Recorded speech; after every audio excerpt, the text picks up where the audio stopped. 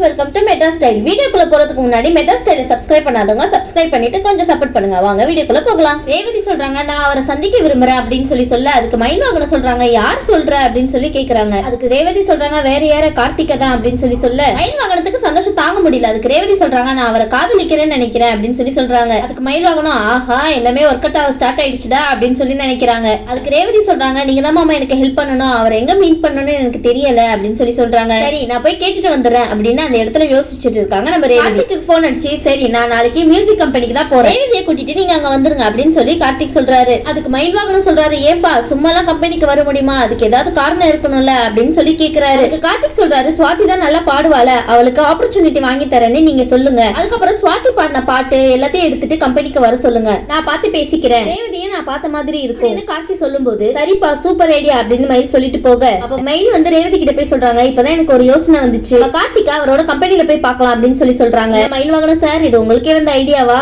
உங்களுக்கே வந்த ஐடியா மாதிரி ரொம்ப பில்டப் பண்றீங்க, சரி ஏதோ ஐடியா ஒர்க் அவுட் ஆனா சரிதான். அதுக்கு ரேவதி சொல்றாங்க கம்பெனியா எந்த கம்பெனி அப்படின்னு சொல்லி கேட்க அதுக்கு நீ வீட்டுக்கு வாமா அதுக்கப்புறம் பாத்துக்கலாம் அப்படின்னு சொல்றாரு. அப்போ பார்த்து ஆட்டோல ஒரு அனௌன்ஸ்மெண்ட் பண்ணிட்டு இருக்காங்க. என்னன்னு பாத்தீங்கன்னா அபிராமி குரூப் ஆஃப் கம்பெனிக்கு பின்னணி சிங்கரா ஒருத்தவங்களை தேடிட்டு இருக்கோம் அப்படின்னு சொல்லி அனௌன்ஸ்மெண்ட் பண்ணிட்டே போறாங்க. அப்போ மயில் சொல்றாங்க ஏமா அதை நல்லா கொஞ்சம் கேள என்ன சொல்றாங்கன்னு அப்படின்னு சொல்ல அதுக்கு ரேவதி சொல்றாங்க ஆமா ஏதோ ஒரு கம்பெனில வந்து பின்னணி சிங்கருக்கு ஆள் தேடுறாங்க அப்படின்னு சொல்லிட்டு போறாங்க அப்படின்னு சொல்ல ரேவதி சொல்றாங்க இப்ப என்ன அதுக்கு அப்படின்னு சொல்லி கேட்க அதுக்கு வந்து மயில் சொல்றாங்க இதுதாம கார்த்தியோட கம்பெனி அப்படின்னு சொல்றாங்க. ரேவதி சொல்றாங்க மாமா எனக்கு பாடலாம் தெரியாதே மாமா அப்படின்னு சொல்லி கேட்க அதுக்கு வந்து மயில் சொல்றாங்க உன்னை பாடவே சொல்லலையேமா அப்படின்னு சொல்றாங்க. பாட தெரியாதுன்னு எனக்கு தெரியுமா, ஆனா நம்ம சுவாதி ரொம்ப நல்லா பாடுவாள, அவளை வச்சு ஏன் நம்ம இந்த கம்பெனிக்குள்ள போக கூடாது. அதுக்கு மயில்வாகனம் சொல்றாங்க எப்படி இருந்தாலும் நீ கார்த்திகை தானே காதலிக்க போற, இதே சாக்கா வச்சு நீ ஏமா கார்த்திகை போய் மீட் பண்ண கூடாது அப்படின்னு சொல்லி மயில்வாகனம் கேட்கிறாரு. ரேவதி சொல்றாங்க மாமா சூப்பரான ஐடியா கொடுத்திருக்கீங்க மாமா அப்படின்னு சொல்றாங்க. ரேவதி மயில்வாகனத்தை பத்தி என்ன நினைச்சீங்க, அவர் என்ன சாதாரண ஆளா, சுவாதி கிட்ட பேசி எப்படியாவது சம்மதிச்சுன்னு அவளை அங்க கூட்டிட்டு போயிரு, அவளுக்கும் ஆப்பர்ச்சுனிட்டி கிடைச்ச மாதிரி இருக்கும், எனக்கும் கார்த்தியை பார்த்து பேசின மாதிரி இருக்கும், இதே சாக்கா வச்சு டெய்லியும் கம்பெனில போய் அவரை மீட் பண்ணலாம். ரேவதிக்கு தலகாலம் புரியல, இப்பவே ரொம்ப சந்தோஷப்பட்டுக்கிறாங்க. சுவாதி ரூம்ல உட்கார்ந்துருக்காங்க. ரேவதி போய் சுவாதி கிட்ட பேச போறாங்க. சுவாதி உன்னால எனக்கு ஒரு காரியம் ஆகணுமே அப்படின்னு சொல்லி கேட்க சுவாதி என்ன விஷயம் சொல்ல அப்படின்னு கேட்க அதுக்கு ரேவதி வெக்கப்பட்டுட்டே சொல்றாங்க நான் ஒருத்தர் காதலிக்கிறேன் அப்படின்னு சொல்ல சுவாதி ஷாக் ஆகி அச்சச்சோ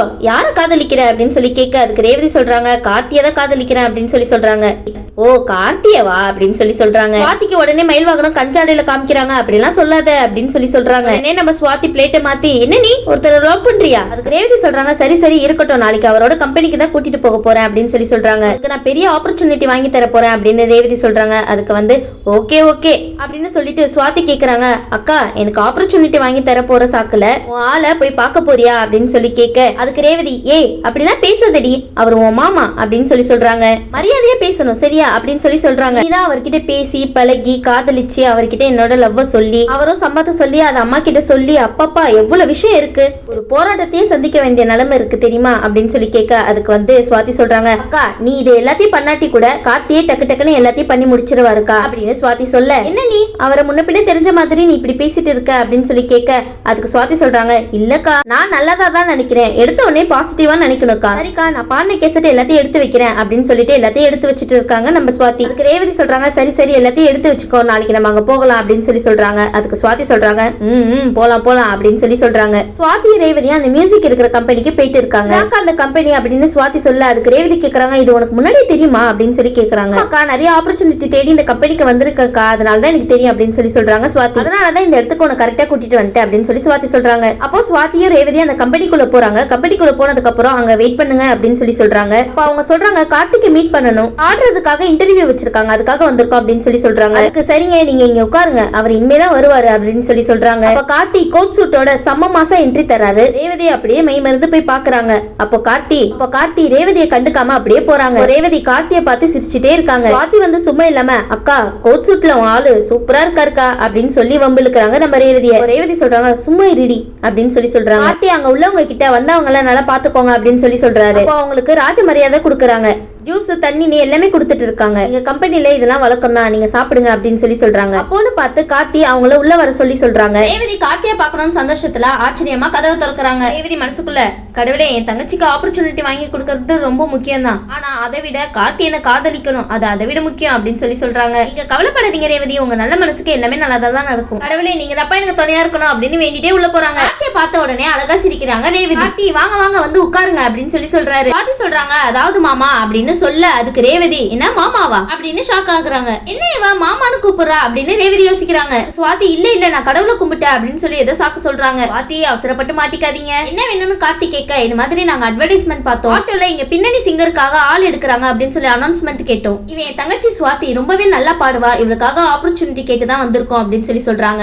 கார்த்தி கேக்குறாங்க நீங்க நல்லா பாட்டு பாடுவீங்களா? சுவாதி சொல்றாங்க உங்களுக்கு தான் நல்லா தெரியுமே சார் அப்படின்னு சொல்லி சொல்றாங்க. கார்த்தி சொல்றாங்க ஆமா ஆமா 2-3 தடவை இங்க வந்திருக்கீங்கல்ல அப்படின்னு சொல்லி கேக்குறாங்க. சரி இந்த வாட்டி நல்லா பாடுவீங்களா அப்படின்னு கார்த்தி கேட்க சுவாதி இந்தாங்க சார் இதுல நான் பாடின கேசட் இருக்கு அப்படின்னு சொல்லி கார்த்தி கிட்ட கொடுக்கும்போது ரேவதி சொல்றாங்க இங்க கூட சுவாதி நான் குடுக்குறேன், நான் கொடுத்தாதானே நல்லா இருக்கும், இங்க நான் தானே பெரியவ குடு நான் குடுக்குறேன் அப்படின்னு சொல்லி சொல்றாங்க. ரேவதி கார்த்தி கையை பிடிச்சிட்டே அப்படியே குடுக்குறாங்க. அதுக்கு கார்த்தி தெரியாத மாதிரி சிரிக்கிறாரு கியூட்டா. கார்த்தி இதுக்கு தானே ஆசைப்பட்டீங்க, நடத்துங்க நடத்துங்க. கார்த்தி கேக்குறாங்க உங்க பேர் என்னங்க, நீங்க உங்க தங்கச்சிக்காக இவ்வளவு பேசிட்டு இருக்கீங்களே அப்படின்னு சொல்லி சொல்றாரு. உங்களை நினைச்சு ரொம்பவே சந்தோஷமா இருக்கு அப்படின்னு சொல்லி கார்த்தி ரேவதி கிட்ட பேசுறாரு. அதுக்கு ரேவதி ஐயோ கார்த்தி என்கிட்ட பேசிட்டாரே அப்படின்னு உள்ளுக்குள்ள சந்தோஷப்பட்டுக்கிறாங்க. ரேவதி நினைக்கிறாங்க நான் வந்தது எதுக்காக, இவளுக்காகவா, எனக்காக, நான் இப்படியாவது உங்களை காதலிக்கணும், இப்படி தெரிஞ்சிருந்தா நானே எல்லாத்தையும் கத்துக்கிட்டு கம்பெனிலேயே வந்து ஜாயின் பண்ணிருப்பேனே, ச்சே மிஸ் ஆயிடுச்சே அப்படின்னு சொல்லி ரேவதி நினைக்கிறாங்க. கார்த்தி கேக்குறாங்க உங்களுக்கு இந்த ஃபீல்ட பத்தி ஏதாவது தெரியுமா அப்படின்னு கேட்க அதுக்கு ரேவதி சொல்றாங்க இல்ல இத பத்திலாம் என் தங்கச்சிக்கு தான் தெரியும் அப்படின்னு சொல்லி சொல்றாங்க. அதுக்கு கார்த்திக் ஓகே அப்படின்னு சொல்லி சொல்றாரு. அந்த இடத்துல ஃபார்மாலிட்டிக்கு கார்த்திக் அந்த கேசட்டை போட்டு கேட்டுட்டு இருக்காங்க.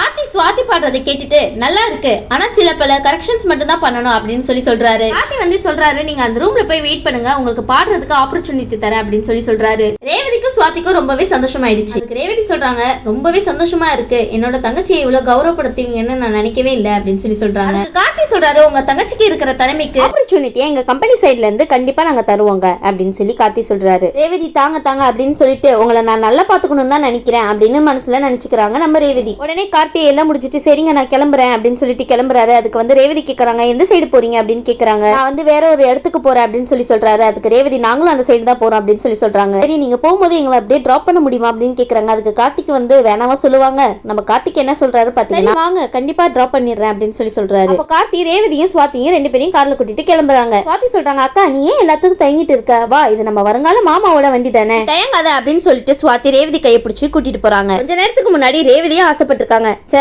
நம்ம இவர் கூட கார்ல போனா இப்படி இருக்கும் அப்படின்னு சொல்லிட்டு. என்ன ரேவதியும் உங்க ஆசை நிறைவேறிச்சு போல. ஆனா ரேவதி நினைச்சத சுவாதி நடத்தி காமிச்சிட்டாங்க. ரேவதி சொல்றாங்க பரவாயில்லையே உனக்கு நிறைய தான் திறமை இருக்கு அப்படின்னு சொல்லி சொல்றாங்க. மறுபடியும் ரேவதி சொல்றாங்க ஏய் நான் தாண்டி உன் அக்கா, நான் லவ்ல நீ எனக்கு நிறையவே ஐடியா தர அப்படின்னு சொல்லி சொல்றாங்க. சுவாதி சொல்றாங்க ஆமா ஆமா இவரை இப்பதான் நீ முதல்ல பாக்குற பாரு அப்படின்னு சொல்லி சொல்றாங்க. சொல்லிட்டு சுவாதி ரேவதியை கலாய்க்கிறாங்க. கார்த்தி அவங்கள டிராப் பண்ணிடுறாரு. அப்ப சொல்றாங்க நான் இந்த இடத்துலதான் உங்களை பத்தி நிறைய கேள்விப்பட்டிருக்கேன், அன்பா பாசமா கேக்குறாங்க, சரிங்க அப்படின்னு சொல்லிட்டு நம்ம டச்லயே இருப்போம் அப்படின்னு சொல்லி சொல்றாங்க. அதுக்கு கார்த்தி சரிங்க நான் கிளம்புறேன் அப்படின்னு சொல்லிட்டு கை கொடுக்குறாங்க. அதுக்கு நம்ம ரேவதி ரொம்பவே சந்தோஷப்படுறாங்க. ரொம்ப சந்தோஷப்பட்டு கை கொடுத்துறாங்க. அதை ரேவதி நினைச்சு நினைச்சு சந்தோஷப்பட்டுட்டே இருக்காங்க. சுவாதி ரேவதி பேசிக்கிறாங்க நம்ம இங்க போனது கார்த்தியை பார்த்தது எதுவுமே அம்மாக்கு தெரியக்கூடாது, தெரிஞ்சா அவ்வளவுதான் அப்படின்னு சொல்லிட்டு 2 பேரும் பேசிட்டே போறாங்க. நீங்க சொல்றது என்னவோ சரிதான், ஈஸ்வரிக்கு மட்டும் தெரிஞ்சிச்சே ஒரு ஆட்டம் ஆடிடுவாங்களே. அதுக்கு சுவாதி சொல்றாங்க சரிக்கா நான் எதுவுமே சொல்ல மாட்டேன், நம்மளுக்கு ஆப்பர்ச்சுனிட்டி கிடைக்கும் போது அவரே கூப்பிடுவாரு அப்படின்னு சொல்லி சொல்றாங்க. கண்டிப்பா உங்களுக்கு இருக்கிற திறமைக்கு ஆப்பர்ச்சுனிட்டி கிடைக்கும் சுவாதி, கவலைப்படாதீங்க. அதுக்கு ரேவதி சொல்றாங்க எனக்கும் இதெல்லாம் தெரிஞ்சிருந்தா ரொம்ப நல்லா இருந்திருக்கும்ல, எனக்கும் அவர் ஒரு வாய்ப்பு கொடுத்திருப்பாருன்னு சொல்லி நம்ம ரேவதி சொல்ல அதுக்கு சுவாதி சொல்றாங்க ஆமா ஆமா தெரிஞ்சிருந்தா டெய்லி அவர் போய் மீட் பண்ணிருக்கலாம்ல அதுக்கு தானே